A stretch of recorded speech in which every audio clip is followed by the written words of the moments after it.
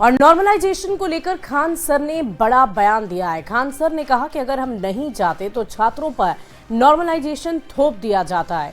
Khan sir ने कहा कि वो बीमार चल रहे थे, लेकिन उन्होंने सोचा अगर लाठीचार्ज के बाद वो छात्रों के आंदोलन को छोड़कर चले जाएंगे तो आंदोलन तितर बितर हो जाएगा, छात्रों की मांग पूरी हो ही नहीं पाएगी।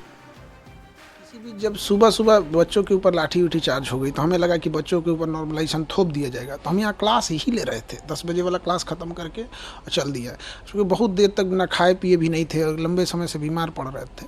तो वहाँ हमको वोमिटिंग रुक नहीं रहा था, तो हमको लगा कि अब हमको यहाँ से हटेंगे तो फिर ये बच्चे तितर बितर हो जाएंगे, इनकी मांग कोई नहीं पूरी, तो ज़बरदस्ती वहाँ रहे। बिहार में बीते दिनों कई पेपर लीक की घटनाओं के बाद ईओयू ने जांच तेज कर दी है। ईओयू के डीआईजी मानवजीत सिंह ढिल्लों ने कहा कि अब तक की जांच में कई कोचिंग संस्थानों की भूमिका भी संदिग्ध पाई गई है। जांच पूरी होने के बाद कार्रवाई की जाएगी।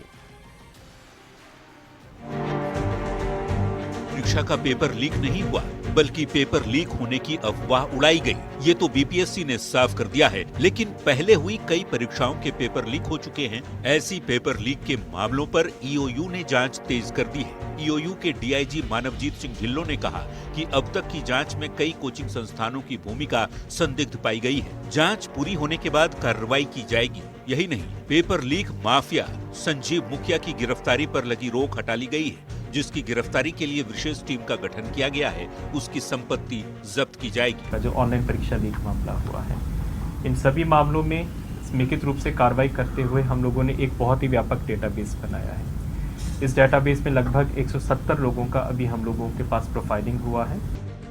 साइबर पेट्रोलिंग के जरिए भी पेपर लीक रोकने की कोशिश जारी है। दरअसल पेपर लीक संगठित अपराध के रूप में सामने आया है, जिसकी जांच ईओयू भी कर रही है। इस बात की जानकारी खुद एडीजी पुलिस मुख्यालय कुंदन कृष्णन ने मीडिया को दी है। उन्होंने कहा कि साल 2012 से ईओयू ने पेपर लीक से जुड़े 10 कांड दर्ज किए हैं। अब तक 545 आरोपियों के खिलाफ एफआईआर दर्ज करते हुए 250 अभियुक्तों की गिरफ्तारी सुनिश्चित की है। पेपर लीक मामले में संगठित अपराध में जुटे लोगों को ईडी के तहत भी घेरने की तैयारी की जा रही है। भ्रम रहती है। हम आश्वासन देने आए हैं कि बिहार सरकार इस समस्या को देखने के लिए और समझने के लिए और पहल करने के लिए सक्षम है। मतलब ये कि पेपर लीक करने वालों पर पूरी तरह से शिकंजा कसने की तैयारी है और अब संजीव मुखिया जैसे पेपर माफिया की बनाई गई संपत्ति जब्त करने की भी तैयारी है। न्यूज़ 18 के लिए पटना से संजय कुमार के साथ अमित कुमार की रिपोर्ट। खान सर ने पेपर लीक